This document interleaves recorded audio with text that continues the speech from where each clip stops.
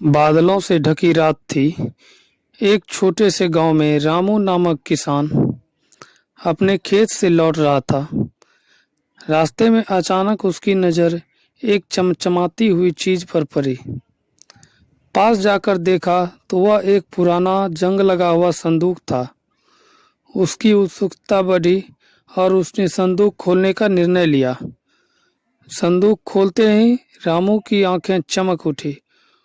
उसमें सोने के सिक्के और बहुमूल्य गहने भरे हुए थे। उसकी खुशी का ठिकाना न रहा। पर तभी उसे एक कागज का टुकड़ा दिखा जिस पर लिखा था, इस खजाने का असली मालिक वही है जो सच्चे दिल से ईमानदारी का पालन करता है। रामू ने सोचा, मैं तो ईमानदार हूँ, ये खजाना मेरा ही है। लेकिन जैसे ही वह खजाना उठाने लगा, उसे लगा कि कोई उसकी तरफ देख रहा है। उसने पीछे मुड़कर देखा तो वहां एक बुढ़िया खड़ी थी। बुढ़िया ने कहा, बेटा, ये खजाना मेरे पति का था। जब वे युद्ध में गए थे तब उन्होंने इसे यहीं छुपा दिया था। वे लौटे नहीं और मैं इसे खोज नहीं पाई।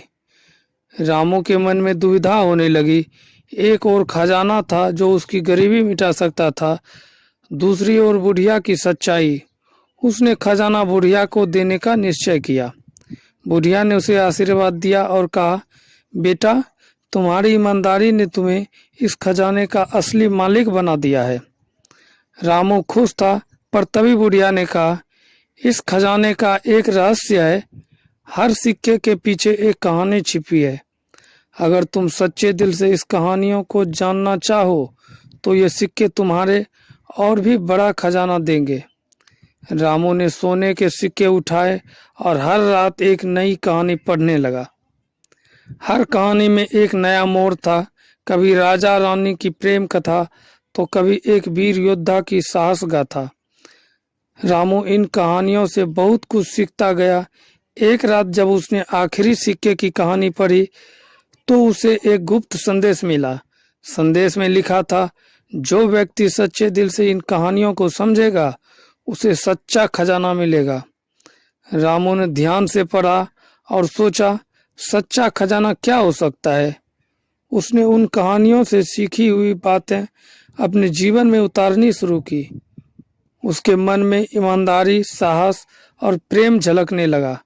धीरे धीरे उसका खेत सबसे उपजाऊ हो गया और वह गांव का सबसे प्रतिष्ठित किसान बन गया।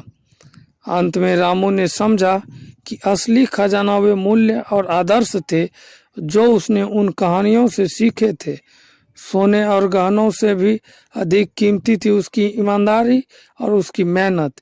इस तरह रामू की सच्चाई और मेहनत ने उसे जीवन का असली खजाना दिलाया।